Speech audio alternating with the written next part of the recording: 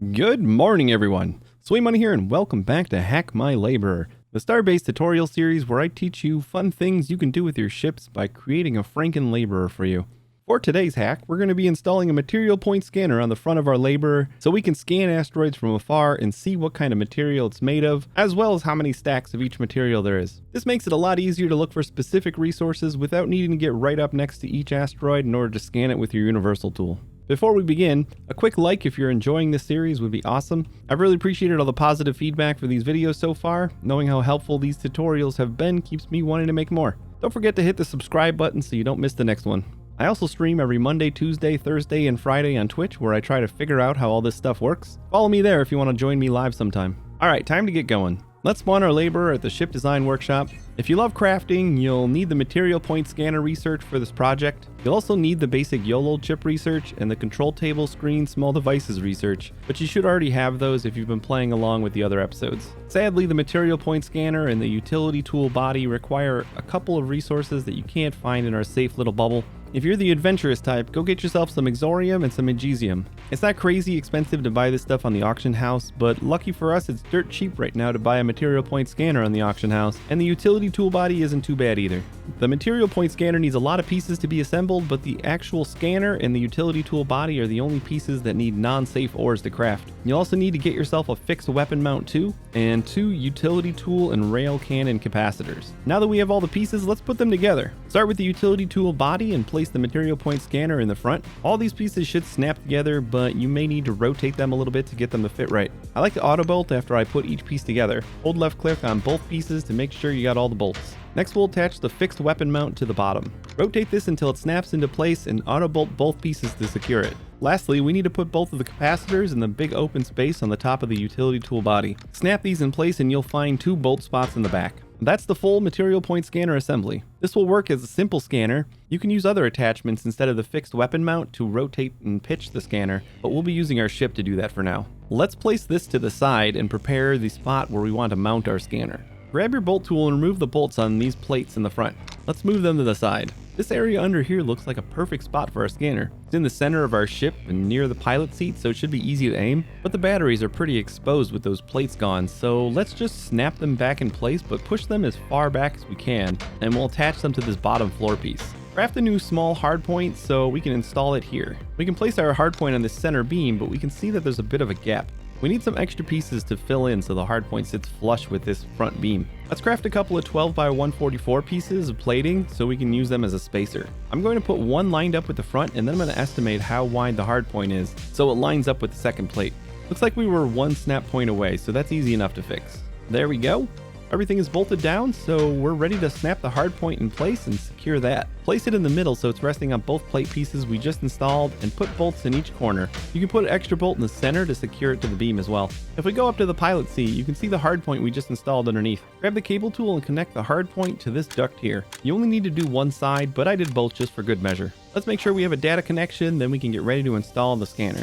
Looks great. Now we can just snap the base of the material point scanner onto our new hardpoint and bolt it down. One more check for data and we're ready to set everything up. While we're here, let's rename the fields of the scanner. Open up the universal tool and we're going to rename most of these fields just to save some YOLO space or to make things more readable. Rename active to scanner. Index is going to be IDX. Scan results is going to be matlen. Material will just be mat.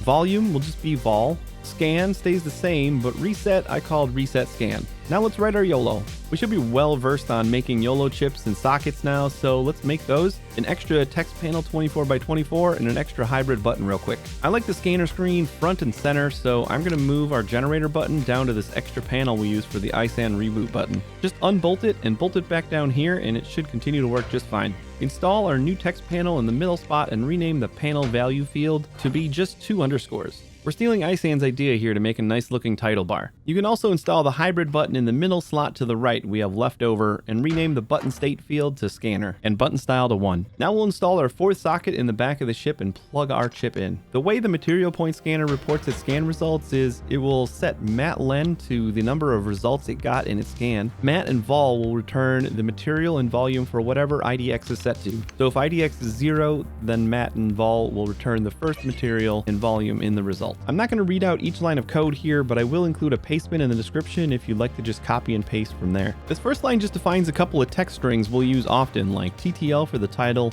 and N for /N, which will make a new line on our text panel. It also resets our done variable and the scanner's IDX field.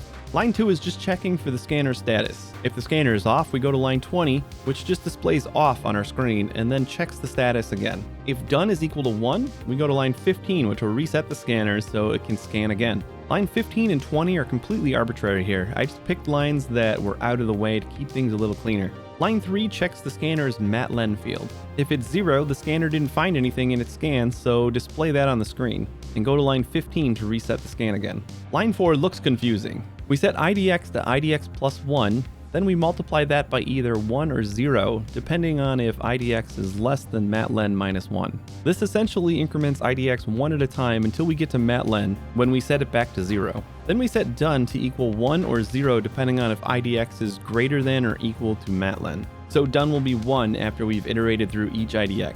Line 7 is where it's at for a reason. Since each line of YOLOL code takes 0.2 seconds to execute, leaving a couple lines of space will basically give us a short pause for each line. Line 7 is printing our material on the screen, so I want to give it time before it displays the next material if there is one.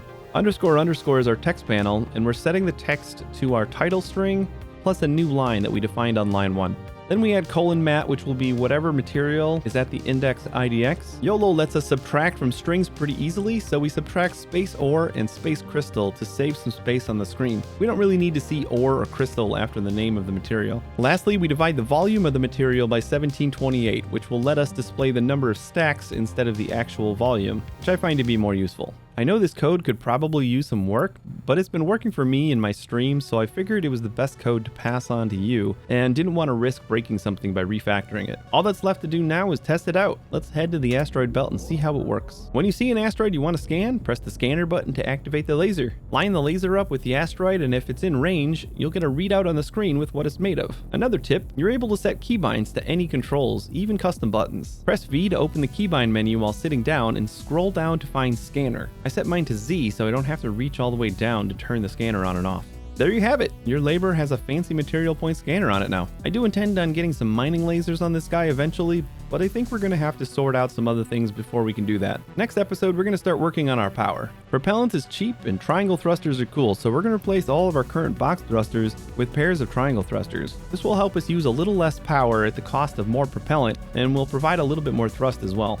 Thanks for watching, I really do appreciate it. If you got this far, please don't forget to leave a like and hit subscribe so you don't miss the next episode. One more reminder, I stream every Monday, Tuesday, Thursday, and Friday on Twitch, where I experiment and figure out all these upgrades. If you want to hang out live, there's a link down below. Thanks again for watching, I'll see you in the next one, but for now, please take it easy.